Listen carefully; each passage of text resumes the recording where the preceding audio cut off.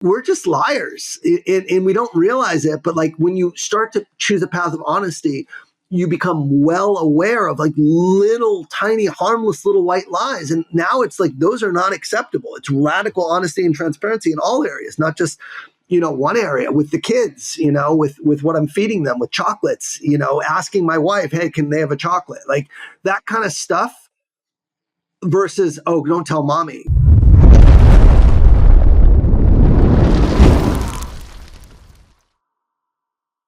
All right, welcome back to another episode of the Ignite the King podcast. I am super excited for our guest today, Ian Koniak. Mostly excited because, Ian, when I talk to you, I get fired up, lit up, and so excited. Like we just said, we could talk for hours. We're here for a focus session. How are you today, brother? I'm good, man. I've been looking forward to this, so excited to dive in. Yeah, well, hopefully beyond your followers, there's a lot of men that need to know who you are, what you've accomplished, what your journey has been in the realm, not only of business, which we'll talk about in a minute, but in your role as a family man and your role as someone that's leading the charge against things that really our culture doesn't want to talk about, that being sex addiction, porn addiction, addictions in general. So it's going to be a powerful one today. Amen. Let's go.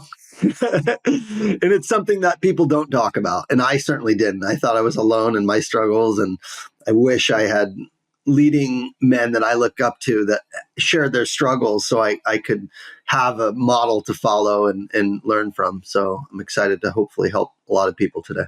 Absolutely. Well, something we talk about Ignite all the time, as you know, as a man in the brotherhood, is the lone wolf. And most men think they just have to suffer alone and don't realize there's many other men going through pretty much the exact same challenges they are. Yeah. Well, for those of you that don't know Ian is president and founder of Untap Your Sales Potential. This helps sellers go from good to great, mastering mindset, habits, and the skills needed to perform at the highest levels in sales.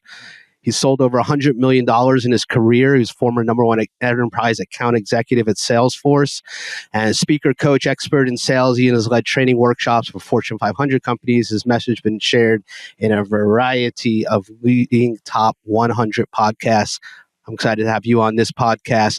And what I know about you, Ian, is beyond all the sales, training, the work you do with men and women alike in your programs is deeply transformational. I'm excited to hear about that as well today. Thank you. Yeah, it's been a journey, and it's one that I'm very honored and blessed to be on. Nice.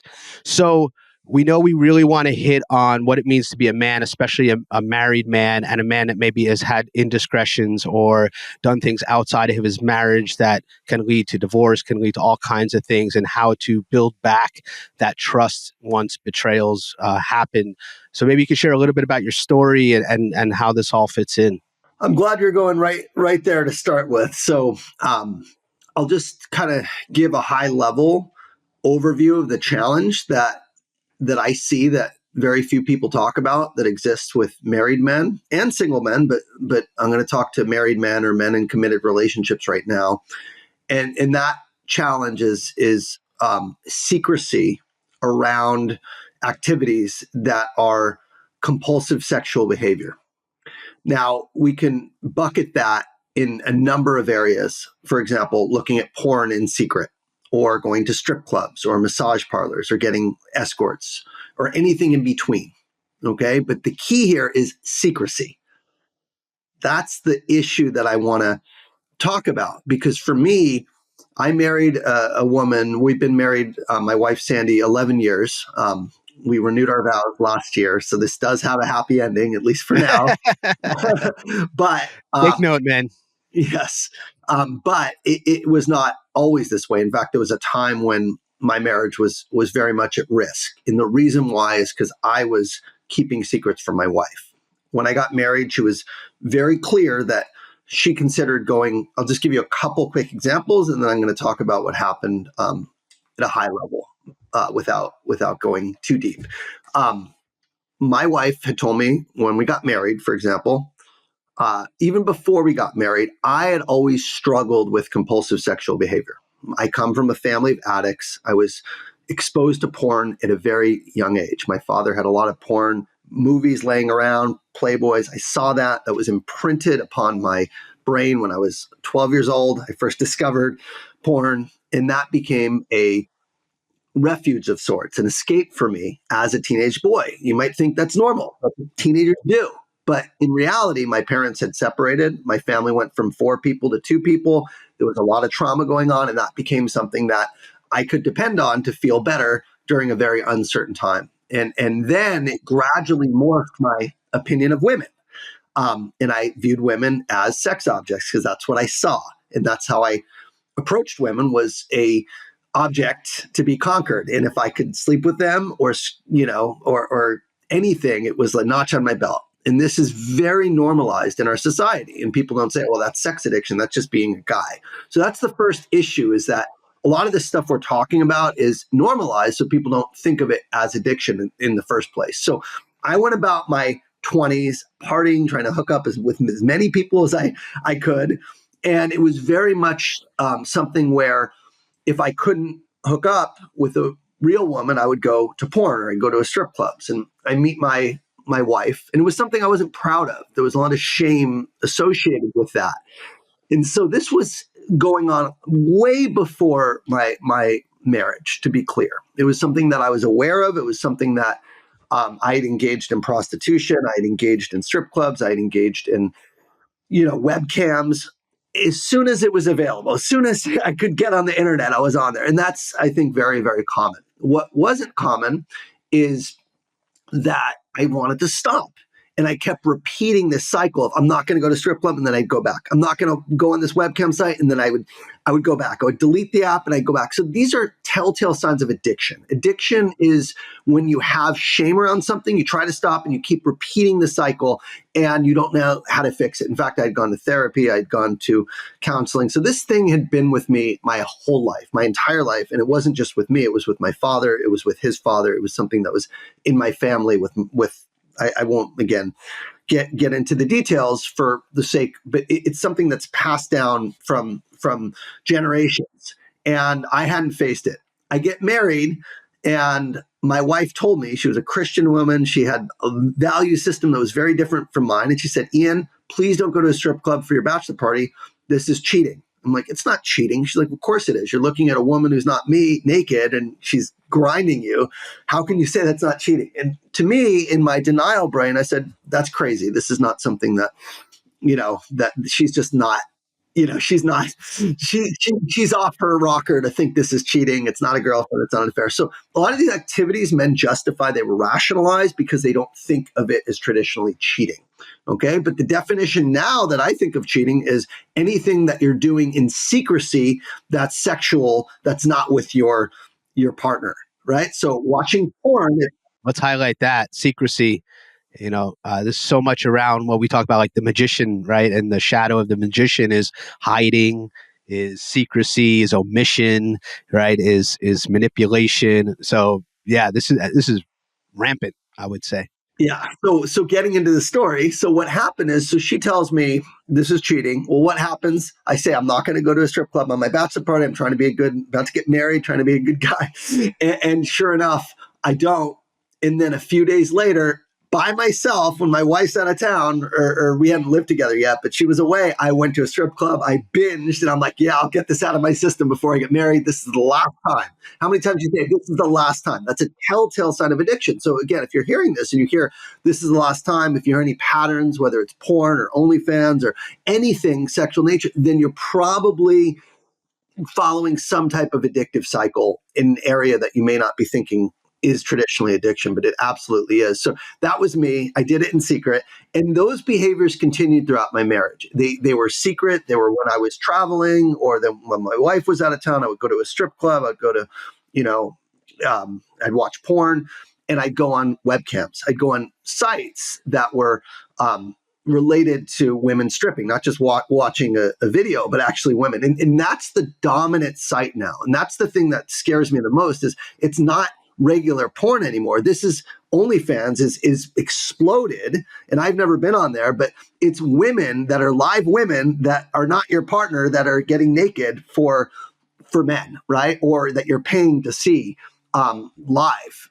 And so that's kind of what happened with my marriage. Is I went on a site that was similar to that because I knew my wife didn't approve of strip clubs, but I still wanted to have that exciting experience. So I was going on these sites, and in 2019, this is 6 years ago now, I became a coach, and I started coaching people, and I started trying to be a motivational speaker. And here I was living this double life, having these secrets of occasionally going to strip clubs or keeping secrets from my wife, and trying to be a role model or an example of what living in integrity looks like in my coaching business.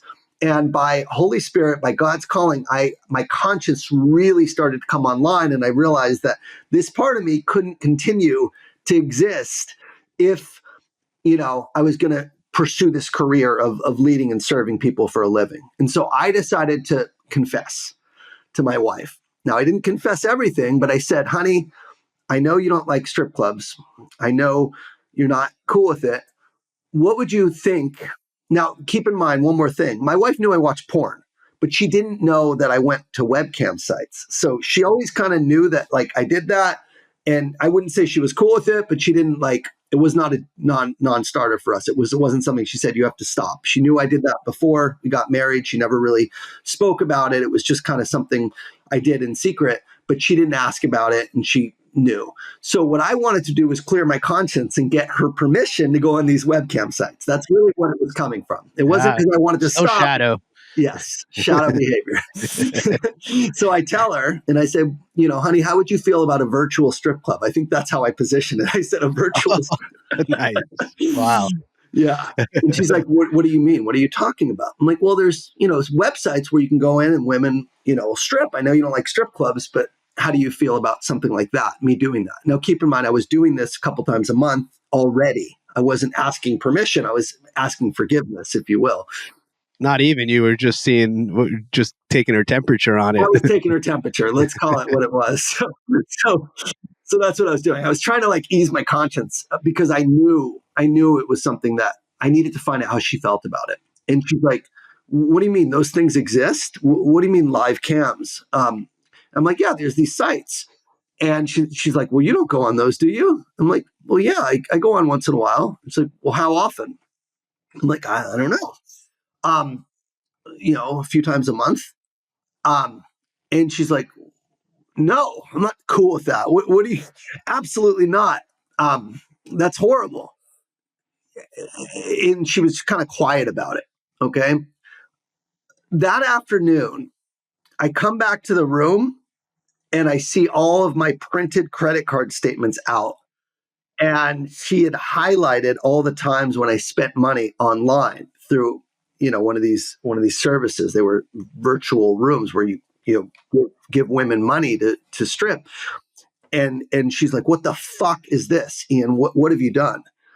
And I'm like, literally justifying it. Oh, it's not a big deal. You see, it was a couple minutes here and there. It wasn't like, and she's like, who are you? How long have you been married at this point? This was February 13th, 2020. So I had been married I got married 2013. So it was 6.5 years at this point. It was the 7-year itch. This has been going on this long. Got it. This has been going on 6.5 years. Okay. Really my whole life, but 6.5 years in secret. And keep in mind, I had also been going to strip clubs. I'd also visited massage parlors, and on one occasion I had engaged actually with prostitutes in Las Vegas. So it wasn't just the virtual camps. I hadn't confessed anything. That was what brought everything to the surface. And at that point, it went really, really dark very quickly. My wife she collapsed. She was holding the credit card. She fell to the ground. She fell out of bed. She collapsed, and she started having deep, uncontrollable convulsions, shaking, trembling, shaking. Wasn't she pregnant with one of your children at this point? So she was pregnant. She was 4 months pregnant. And seeing her in pain, seeing her trauma, was it was very, very scary, and I felt horrible. And I'm like, oh my God, what have I done? And of course, someone you love, seeing that pain is horrible. But what really kind of took it to the next level is after she was shaking and traumatized, she started having contractions. She started actually having birth contractions. And she was 4 months pregnant. And if you go into labor at 4 months, there's zero chance of surviving, 0%. No one's ever had a baby 4 months in. So at this point, I we rushed to the doctor because I thought she was going to miscarry. And that was my rock bottom. Is on the way to the doctor, I started praying and I said, God, please deliver me. Please help me. I don't think I said deliver me. I think I said, that's a very biblical way of thinking. But I said, please help me, God. Please help me. I promise I'll never do this again. I promise I'll get help. Just don't take my baby. I mean, it's one thing if you think you're hurting your wife. It's a whole nother thing if you think you're murdering your child. And that's how I felt. I thought I just killed my child because of what I've done. And it was like, that could have happened. In fact, I thought that was going to happen. And we get to the doctor and he puts on the ultrasound, and it was like I called my mom on the road. I'm like, Mom, come meet me at the doctor. Like, I don't know what's happening. Please. Like, my mom's in the healthcare space. And we went to the doctor, and it was like the longest 30 seconds of my life with him feeling around, trying to see if there's a heartbeat. And I genuinely was praying. And he's like, Ian, the baby's okay. There's a heartbeat. And I'm like, thank God, thank God. And he looks at me. He's like, what do you have, a girlfriend or something? Would you cheat on your wife? First thing he says. And I said, yeah, something. I said something like that. I said, why does this happen a lot? He said, all the time. Every week I get women coming in because of, they were not stress contractions. They were not labor contractions. They were stress contractions. So this is something so common that women who are pregnant have to go to the hospital because they think they're going to lose. He says it happens all the time. His words, all the time. We need to double down on this for a moment. That is insane that is so common. We said it before we got on the call, that porn and all of these secret sexual activities it's the silent epidemic, right? And it's, at least when you were growing up, it was Playboys and videotapes, right? Now it's just wired so differently. And to hear how much it's impacting the physiology of a pregnant woman to this degree, how often, I mean, if there isn't a bigger truck to get hit by, what is there? Nothing. And that's what scares me in terms of, again, I'll fast forward. I got into recovery for compulsive sexual behavior, and it's been almost 5 years. And today's January 14th when we're recording this. It's probably come out, before my sobriety date, but it's February 13th, 2020 is when I stopped all these behaviors. I got a sponsor. A lot of stuff has happened since then, but it's been 5 years virtually free of any of these behaviors. I've had a slip here and there, but like almost nothing. And in the help it opened me up to a whole other world where I am exposed to married men who've gone through this, who've had betrayal in their marriages. And the degree of this could be men doing things in secret like I've done, to full on affairs and partners. And this is just married men, right? Then there's so many other men who come in that have OnlyFans addictions, or they have dating app addictions where they're just womanizing and trying to hook up, and their relationship around women is just one of like trying to conquest, and they can't be in a long-term relationship. So the spectrum of this is very broad, beyond porn. And I again, for me, where I saw the biggest transformation is in my marriage, and having an open marriage where I am communicating. It's not just stopping doing these things. It's about, if I did have a slip, I tell my wife right away. If I did, look at another woman, it's like you're human. You're a man. You're going to have media everywhere. You're going to have live interactions everywhere. You can't just turn off your desire, your sexual desire. But for me, what's happened is my desire has now been pointed only towards my wife versus other women, whether they're virtual or whether they're real. And that's made my marriage so much more, not only like increasing the desire for my wife and our intimacy level, but it's also improved like the honesty, just having honesty in a marriage and not having secrets. It's incredible what that does for a relationship. And as I've shared this story and as I've coached men, I've seen more and more come out and tell me, hey, I've done the same thing. I've been seeing escorts, in secret, or I've been going on chat rooms or chatting with women that aren't my wife online. And it could be just Instagram DMs. I had another guy who was in a 5-year relationship. This just happened where he was DMing other women in secret. It's all the same shit. It's turning your sexual desire to other people that aren't your partner in secret. That's the issue that I think probably affects, I would be I would be I wouldn't be far-fetched to say the majority, more than half of married men have some type of secrets that they're doing and nobody touches it. So I feel very passionate about it because I know, just based on people that I coach that have confided in me, how common this is.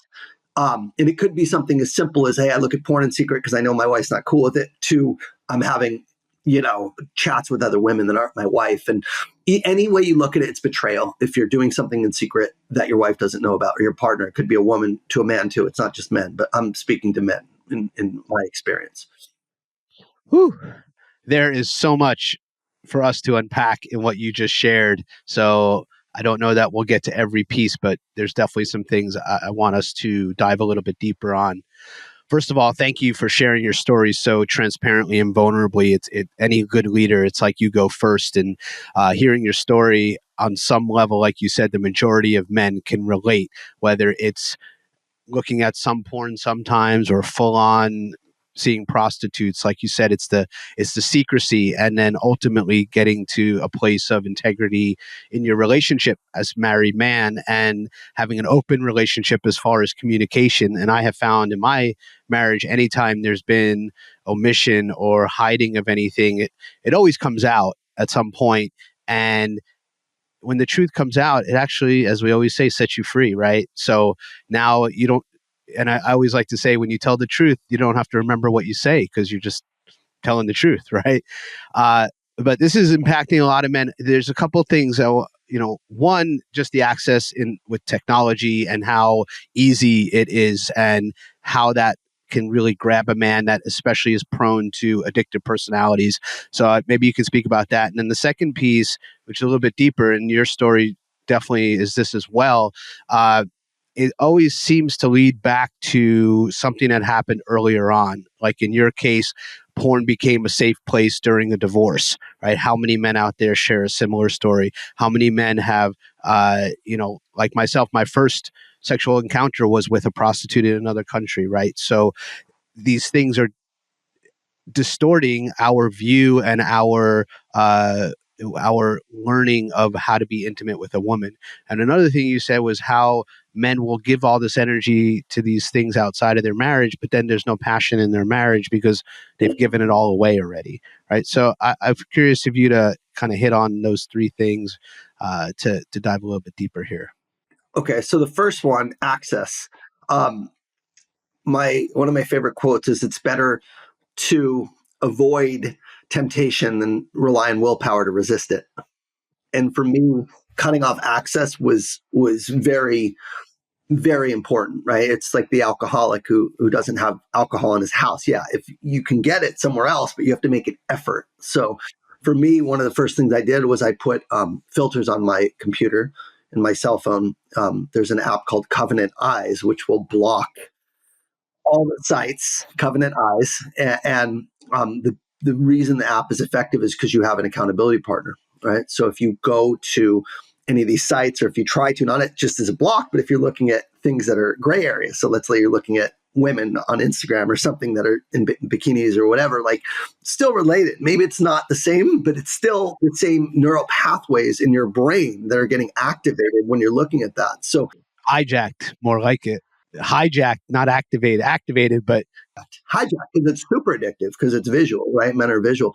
And so the nice thing is they'll give you an accountability partner. So my wife was my accountability partner. So every night or every couple days, she's getting a screenshot and it says, "Say if your husband has done nothing suspicious." Like that's going to really create a layer of accountability that is very strong. And so that was something I did for probably the first year when I was truly deep in it. And now I don't have that because I don't need it. I'm not going on these sites anymore. I'm not tempted. It's just not something I do.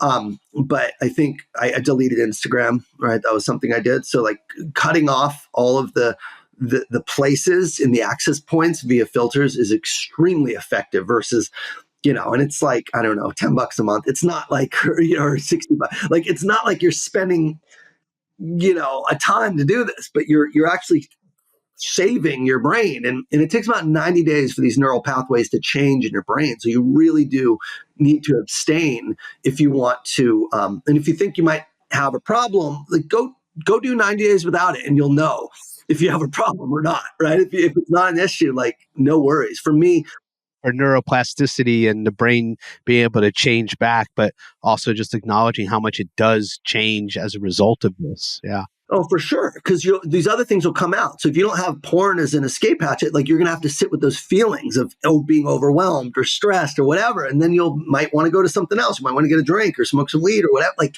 I cut all of it off. My story is not just stopping porn. I didn't get drunk. I stopped getting drunk. I stopped taking Adderall. I stopped smoking weed. So once I stopped porn, I was very attuned to like all these other things that were also addictive.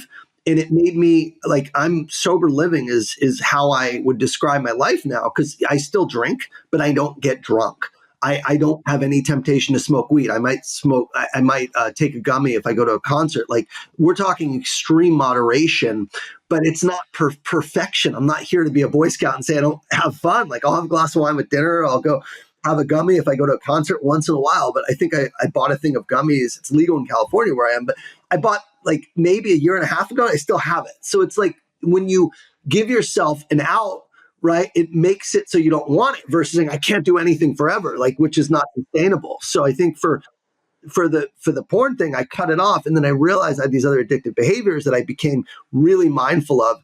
And the truth is, you need to be able to sit with these feelings. The reason you're going to porn, the reason you're going to booze or whatever it is, whatever addictive behavior it is because you can't sit with yourself, because that feeling of just being is not. That second point, right? Where does it come from? It comes from, why can't people be with themselves? Is that the question? Well, yeah, just sorry to direct it to the second point of how, like, these feelings come from somewhere. They were started somewhere, like your divorce situation, right? Which is the feelings you have to be with later on that you didn't know how to cope or didn't know how to process or how to deal with. The inability to realize why you are the way you are. And one of the things I did with my therapist is we did, it was a life wheel. It was like kind of shaped like an egg. And there was these lines. It's funny we're having this conversation. I just ran into my therapist when we were shopping for a new rug, and I didn't recognize her because it's been 5 years. And it's like, it was so powerful to like remember that time, because the person I am now is not the man I was most of my life.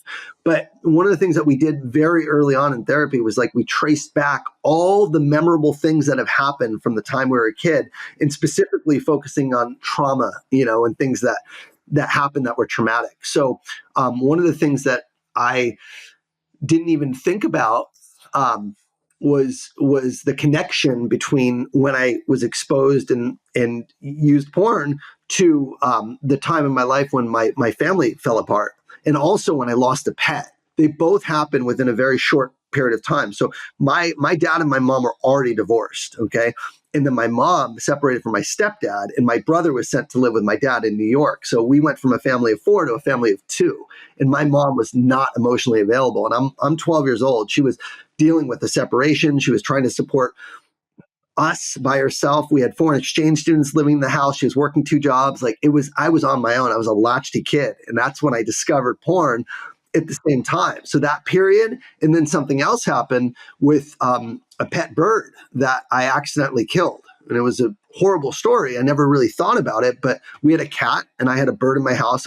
This bird was like a comfort animal for me. It sat on my shoulder all the time and give little kisses. And it was like, pet the bird. It was such a sweet bird. It was my bird. I raised that bird from the time it was like a chick. And I left the door open. The bird got out and the bird started flying towards the door. And I saw the cat running towards her. And I was just trying to close the door to make sure the bird didn't get out and the cat didn't get the bird. And as I was closing, the bird's neck went right in the door and it snapped her neck. And I watched this bird like literally on the floor, shaking and dying in front of me. And that happened around the same time as when I discovered porn and my family fell apart. So this trauma, that's traumatic. And I never processed any of these things. My thing was like, be strong, be strong, be strong. And that's be in control. And this gave me a sense of control. It gave me a sense of predictability. I knew if I go to that, I was going to feel good.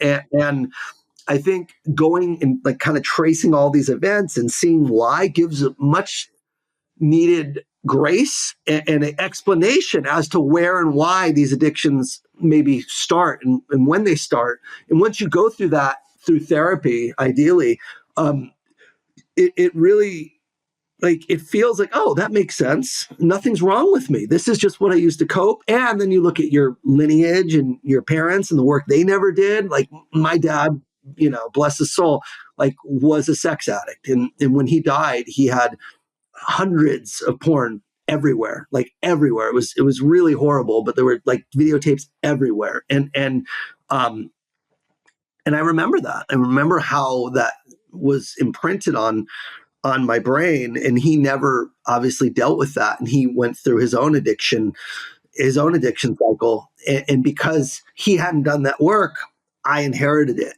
And it ran in my family until it ran into me. I heard that from one of the guys in the Brotherhood, and it's like that's the grace that you get when you trace your lineage, and also just when you like decide to do the work and face your demons. And that's what I did. And so again, that's the second point, is like, where does it come from? It typically comes from a way to cope or process pain in childhood at some point. Absolutely, man. I mean, you're speaking right to the heart of the matter with why this podcast and why this group even exists, is because we know as men that we're not responsible for what happened to us as children, but we are 100% responsible for dealing with it as adults, as grown men. And one of the number one things that causes a man not to mature is unprocessed emotion, is unprocessed trauma. And a question I know I often ask men when they share about something that is going on in their life, it's like, well, what's your first memory of that, and what else was going on in your life during that time? And like you uncovered for you, I mean, those are multiple high impact traumatic events that compound. And not only did you not know how to deal with it at the time, but you were, like you said, a latchkey kid, different generation, but your mom was out working and trying to provide and make ends meet, and you just had to suck it up, basically, right? So and this can show up in lots of addictions or lots of secrecy and all different. And I did other things. It wasn't just I watched porn and I was this perfect kid. I was stealing. I was vandalizing. I was getting in trouble. I was putting a program early on. I was lighting fires. Like, I was a fucking kid that was in trouble. And it was like, what's wrong with me? What's wrong? Well, no, nothing's wrong with me. I literally was screaming for attention, and I was screaming for, I was angry, and there was a lot going on to be angry about. And you needed that masculine role model, and your dad was being secret himself, right? And my dad was not there for me, and my stepdad was not there, and I didn't have that. I had my mom, who's like, provide, go. And a lot of these things, like, you go back, I love doing like Enneagram work and personality profiles, and go back to like how you are. I'm a strong 8, a strong challenger. It's because I want control, because I didn't have control growing up, and I needed to have a sense of control because my life was, and again, it's not a pity story. We all have stuff we've gone through. For the most part, I thought I had a pretty good childhood, and in many ways, I had a lot of privilege, right? And so, but these things don't just occur on their own. I was exposed to porn. I was comforted, and that then informed how I viewed women, which informed who I pursued, right? And how I viewed myself is, if I got attention from women, and if I got affection from women, and if I got sex, I felt good. And if I didn't, I felt like a loser, and I turned to them for, comfort. And if I couldn't get them, then I went somewhere I knew I could get it. And that's a sense of control, right? You're going to get what you want if you're going to a prostitute or a strip club or something. I also was cheated on in a relationship that was very, very close to me early on. And then that compounded the addiction because of how I viewed women and the bitterness there. So again, these are things that typically have roots. You asked another question about the impact of giving your energy or giving your sexual focus to other women and what that does to a marriage. That was the last one. It doesn't help.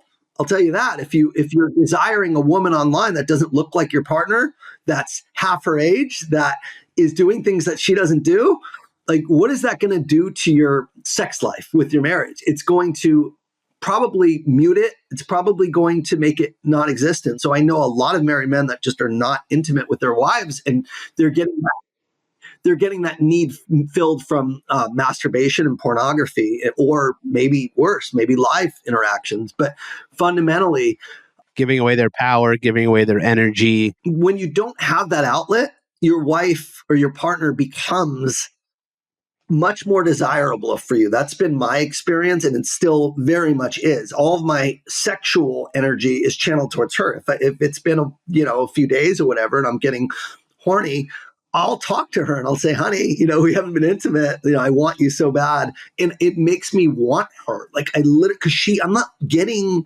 if I see a nude body, it's her body. It's not some random woman online. So that becomes an object of my desire because I'm not seeing it elsewhere. So if you're seeing it elsewhere, you're not going to desire your partner as much. But if your only access to nude women is your wife, you're going to see her nude and you're going to be like, wow, you look great. And she's like, Ian, why do you always stare at me? It's like, well, because I'm not looking at other women. That's why we're in it. And maybe it's a little annoying for her, to be honest, sometimes, but like, there is no secrecy. Like, if I'm not going to go into detail of TMI, but like, if I'm horny and she doesn't want to do something, I got to deal with that, right? And if I'm not looking at porn or whatever, like, we're probably doing something together, and maybe she's into it. She probably is into it. She's not just doing something you don't want to do, but maybe she's like, okay, whatever. Like, so it's not this. It's like this It brings you closer together because you can communicate how you're feeling sexually to your partner, and then you can decide together if there's something you guys can do. And it forces you to also deal with it, because if she doesn't want to do it, or she's not in the mood, or she's tired, we have 2 young kids and they're exhausting, and it's like, well, you just got to deal with it. And then you can sit with your feelings, or you can let them pass. You can let that feeling pass versus being an enslaved to your compulsive sexual behavior. You have to get that release. If you know how to manage that and control it, then you have more discipline, you have more self-control, which is all really positive attributes for a man to have. So by letting it pass versus needing to do something about it, you actually are training your brain and body to be able to observe your feelings and be able to let them pass versus being like, I have to do something about it. I got to get this thing done, And that's what most people do. They feel that way and they have to get a release. Well, if you don't get the release, that it passes on its own. That's been my experience. Yeah, I want to comment on one of the things you brought up, and maybe we can shift gears into like now how it looks in the sense of teaching men some ways to really address this and to live in integrous marriage. But you talked about, if you're looking at things that aren't your wife, and then, they're half the age, they're this, they're that, and the other, so you're not going to find your partner attractive. That's for married men. I think about, as we're talking about boys becoming men and their first experiences of seeing women doing things that are really intense. I mean, most pornography is very intense, right? So these are the first exposures to it and I've read studies where it's like teenage boys, they don't even kiss anymore. It's like, there's just no actual intimacy. It's like, what, will a girl do this act, right? Because that's what they've seen. So just setting boys up early on to have this is not reality of how sex and intimacy is. And then it just translates later in marriage where, nothing could be as, sort of stimulating as those images. So that's an interesting point. And then, yeah, I'd like to know, now that you've been in this path for a while, and you have this integrity, this openness in your marriage, ways that men, one, to identify like, okay, I need to be honest with where I'm at here. And then 2, what do I start to do about it? And how do I even approach those kinds of conversations because of the fear of, again, my wife's pregnant. I might put her in distress contractions or hurt her. Right. So, yeah, maybe we can hit on that. It would be great. Okay. So you said 3 things. So I'll do one at a time. So there's been a higher, this is the last 5 years. I saw a study where sexual injuries to teenage women that are brought in have gone tenfold to hospitalized women who are basically injured sexually because of what boys, teenage boys, expect to happen because of what they're seeing tenfold. Like hospital injuries to teenage girls because of sexually related things, right? And you can use your imagination there, but like you're spot on. People are not seeing sex; they're seeing very aggressive, incestuous, often types of acts. You know, we're talking stepsister. Like it's perverse, it's disgusting, and it's very, very harmful to someone's brain. It's not just, people making love. It's like the type of porn now, it's really disgusting. And I think, again, fundamentally, if you want to have a real eye opener, read the book, The Takeaway, or The Takedown by Lila. It was by Lila Micklethwaite. It's called Takedown. And that's a study that was, it was about Pornhub. It's a documentary book, and it was sent to me actually right before the mastermind that we went on, and it talks about the content in porn, and specifically Pornhub had to take down 90% of their site because their videos. This was happened a couple of years ago. It was all over the news with like the regulations of Pornhub, because the videos were not. They couldn't validate that the women in there were actually legally allowed. They didn't give their consent, or they were underage. And so 90% of the videos hosted did not have any type of verification. So a lot of the sites, the women there aren't underage, or they're trafficked, or at best, they are abused or addicted in some capacity. They're not choosing to be, I want to be a porn star when I turn 18. Like this shit that's happened to them that's leading them to have no other options.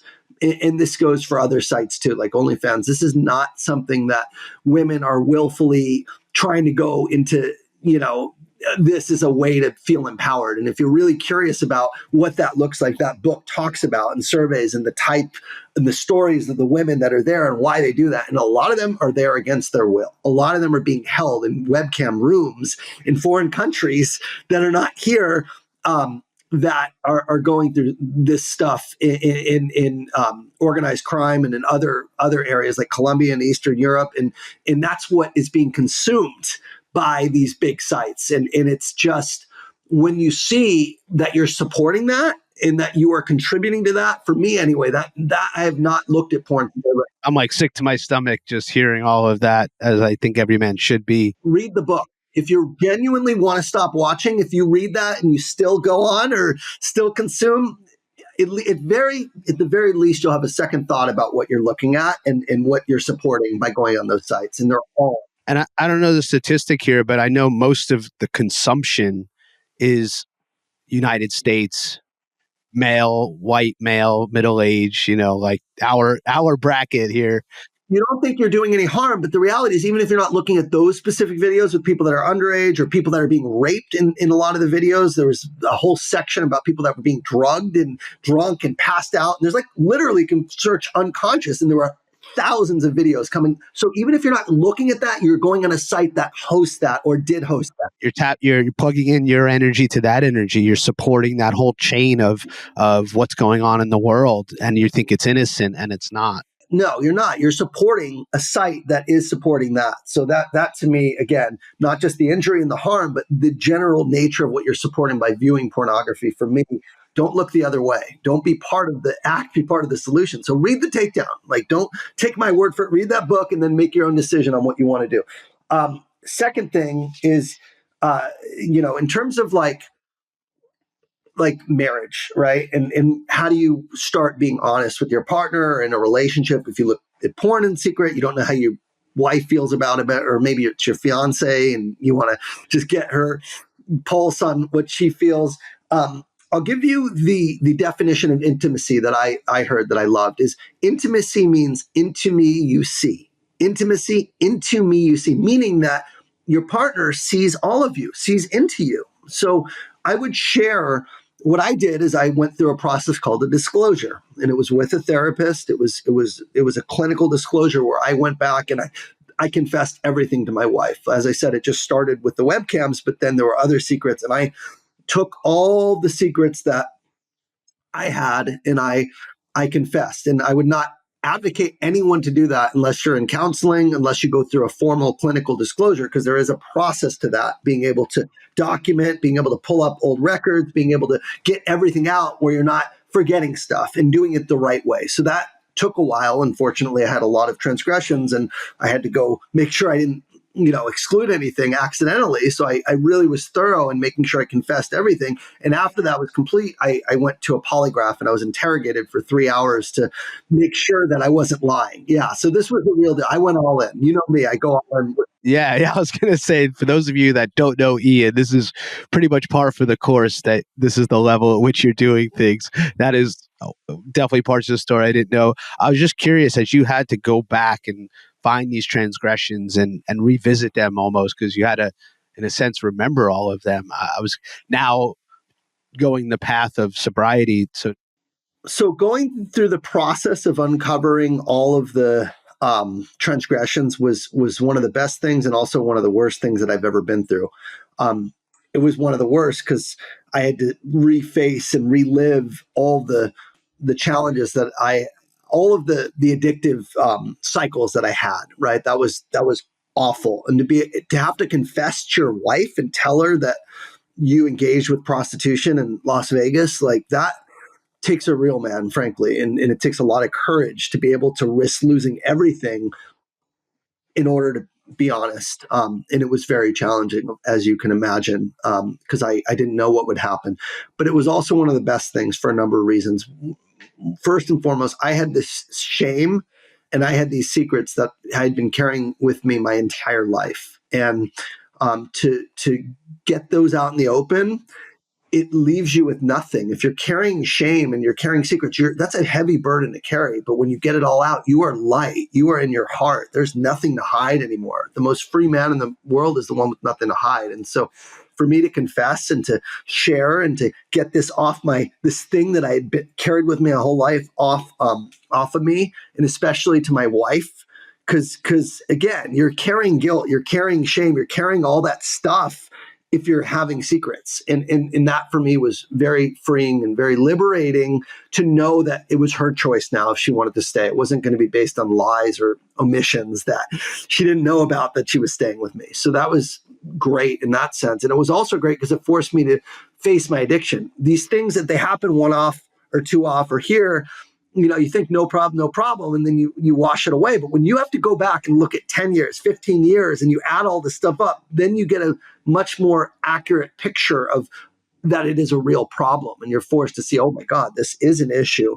And so that kind of forced the reality, because the way it worked is I had to create a document and like a date line of every date and what I did. And some of these things were, I wasn't sure what I did, but I knew I took out $300 at midnight. And it couldn't be good. No one's taking out $300 at midnight in a foreign city unless there's something going on. So I told her I took out money, assume I went to a strip club. Like it was some of that. And it's like, it was really, really, really obvious to me that I had a problem when I went back and looked at how many times I had engaged in any kind of compulsive sexual behavior. And again, you're not talking about something I did daily. We're talking about once a quarter or once every few months. But when you add it over the course of a 6.5-year marriage, there's a lot of incidents. So that's the issue that I think people get tripped up on, is they think, oh, this is an occasional, it's just something I do once in a while. But when you add all those once in a whiles, it becomes a real serious addiction and pattern that is in your face. So for men that are, wanting to kind of explore this or start the confession process, I think you don't want to drop everything. I think it's the first thing I would do is I would go on Psychology Today and I'd look, if you think you might have a problem or an addiction, I would look at some resources for getting help. So for me, there's therapists that specialize in porn addiction or compulsive sexual behavior, and they're called certified sex addiction therapists. And if you have a problem where you have this shame cycle we talked about, or if you want to stop and you can't stop, like don't go to therapy, go to specific therapy around this addiction. There's also 12-step groups like Sex Addicts Anonymous or Sexaholics Anonymous that can be very supportive. I did a combination of those, but you can say certified sex addiction therapists in my area, in my city. In Psychology Today, I'll come up and give you a whole directory of CSATs. So talk to them in confidence, in private, and then go through that portion before you go and burden and unload everything onto your partner. Because if you do that without Right. Well, that's the biggest fear, right? That's the biggest fear. We're either going to hurt our pregnant wife, or it's going to be too much, or basically the covenant of marriage has been broken and she's out of there, right? That's the fear that well, I'm it sure could a lot happen of if men you don't have. do it the right way. But if you Well, do that's it, what I want to reiterate, right? Do it the right way. First of all, admit that there's a problem. I thought your definition of addiction earlier was great. It's like, as far as men being able to relate, where it's like, I have a shameful behavior that I keep repeating that I can't stop doing, right? On my own. And I think that is huge, because the shame part is attached to the secrecy, and then it just gets worse and worse, and then there's just, you dig yourself in that hole, right? Anyway, yeah, so get the right help, I think, is the biggest takeaway here. yeah, get the help and know that you're not alone. I mean, if anyone wants to reach out to me, I can point you in the right direction. But fundamentally, this is something, whenever I talk about it, I have men come out in droves that say, hey, yeah, I have an issue. And again, the big thing for me is honesty in a marriage. I don't necessarily care if you're looking at porn. You do what you do. It's your life. Like most men do look at porn. I'd say they turn the other way. They're not facing how harmful it could be to them, and certainly what's going on under the scenes for these women that are involved in this. But fine, whatever, you do you. The issue I have is that a lot of married men have secrets. And that's the thing that I hope to inspire people, is to have honest, healthy marriage built on true intimacy, of knowing everything about each other and not having these secrets, because it does massively help the quality of a relationship. And I've never been closer with my wife. And Michael, you know this because you were with me when I was going through a lot of this early on. And it was very uncertain. In my wife, there was a high chance that she could have left me. But the truth was that even if she left me during that time, I knew that I wasn't alone, that I had God with me, and that I had done the right thing by being honest. And now it was her choice as to whether she wanted to stay, knowing that I was truly facing this and getting help, and that I wanted to be a better husband, or leave because she was unforgivable. And my wife, being the woman she is, chose a path of forgiveness and chose a path of it wasn't just wait and see. It was, let's be very open together. Let's do this together to make sure. So we had a safe zone, what's allowed, what's not allowed. We had, things like credit card statements and passwords and social media accounts. She had access to everything. So it's like there's nothing to hide. And that's the beautiful thing. It's like there is nothing to hide. And now it's, even if I do a little white lie, like, honey, I took out the trash or something like that, I will catch myself. No, I didn't actually take it out. I put it out in front of the door, and I'm going to take it out, but I'm going to. So it's like, I left the cabin open. Why'd you leave it open? Well, I'm going to grab something in a minute. No, I forgot. So it's like we're just liars, and we don't realize it. But like when you start to choose a path of honesty, you become well aware of like little tiny harmless little white lies. And now it's like those are not acceptable. It's radical honesty and transparency in all areas, not just one area with the kids, with what I'm feeding them, with chocolates, asking my wife, hey, can they have a chocolate? Like that kind of stuff versus, oh, don't tell mommy. How many dads say that to, oh, well, it'll be our little secret, right? Or things like that, where it's like you're installing and teaching your children that. Totally. So this thing extends to everything else. That's the beauty of it. Like facing this addiction forced me to face all my addiction. It forced me to be a better, honest, husband. And I just wish everyone could have that type of relationship with their partner, because I didn't. And I know that our marriage is a different one. It's a real one. And before, it was not a real one because it was a lie. I was hiding a big part of me that I was ashamed about. So I think, again, you're not alone. There is help. Get help. And once you do, you have to confess. You have to be honest. You have to tell her. And most of the time, what I've seen in my therapist told me 90% of marriages that go through a disclosure actually end up succeeding versus the men that are afraid and hiding, that eventually, to your point, it comes out or they're carrying it. You can't continue to do those behaviors and keep those secrets and expect things to be the same once you face this. You're going to have to and want to be open about what you're done, because you're going to be carrying that burden and that guilt, and you just can't carry it for too long where the weight becomes too heavy. So eventually it does come out.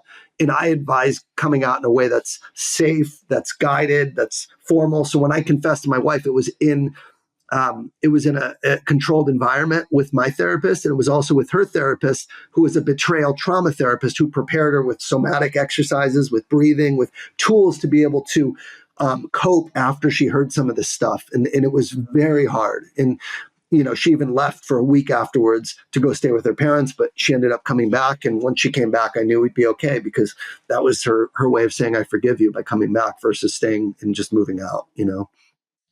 Wow, Ian, I love episodes like this and conversations like this, because I think it liberates some men to take those bold actions and to recognize they need help, because specifically this issue is, as we said a couple times, the silent epidemic. And there's so much shame around sexuality. It's, especially as a culture in America, we're so hidden and prude with it that we're just not taught correctly. We're not expressive in that way, and this becomes such a hidden secret, to use your word, part of what becomes a man's identity. And we definitely put a spotlight on this today, because men need to know they're not alone. That's one of the biggest thing I've seen in Ignite, and taking men through that process, is that often men will think what they're going through, they're the only ones going through, so much so that we say your work is my work, right? Because what if one man goes through, there's other men that are going through something similar. And if your story can liberate just one, and I'm sure many more than that, to go down this path of honesty and integrity within their marriage, this is the work that's really needs to be done. Thank you for sharing all that today. Absolutely, man. And you know how common this is, because even in the brotherhood, it's come up, many times. So this is something that I think is every man's battle. In fact, if you Google every man's battle, you'll see how common this is, and how many men are inflicted by, compulsive sexual behavior in some way or another. And I'll just add to that point, because we've started doing this more in our Ignite group, is, yes, we're talking about secrecy and porn and these very extreme behaviors on some levels. And the other part of it is that just even having a conversation around sex, around intimacy, around our heart, that in and of itself just doesn't happen, right? So if you're listening to this, don't think it's, oh, well, I don't have those problems, so I don't need to pay attention. It's like, well, how often are you even having these types of conversations where you allow yourself to be seen and vulnerable? So hopefully we did that today for a lot of men. Ian, I feel like we have so much more to unpack on so many different topics. So we'll hopefully be seeing you again on another episode. But this is really impactful. I'm excited to get this out there. Thank you for being here. Absolutely. And like I said, you're not alone. And this is very common. It's very common. These meetings, just on SAA website, there's about 50 meetings a day. So that tells you, and each of these meetings they're full. So this just tells you how, when you actually go and raise your hand. And these are the men doing the work, and how many are not? Yeah, there's a lot of men doing work on this, because they don't want this to enslave them. They don't want to be a prisoner to their sexual compulsive behavior. And once you're free of it, like I'm telling you, your confidence will go through the roof. If you can tackle this, you can tackle anything in life. Like building a Inc. 5000 business and growing it to where we are now in 4 years was a breeze compared to facing this that had been with me forever. I'm serious. Like, this gave me the confidence to go tackle everything, go run marathons, go tackle fitness challenges, go, build a business from scratch. Like, all of that is pale in comparison to facing an addiction like this. So I just, once you do this, you can do anything. I really believe that. Beautiful. That's a great way to end. Thank you, men, for sticking around and listening. Please like, subscribe, and share. Comment. Let us know what you think, and we'll see you on the next one.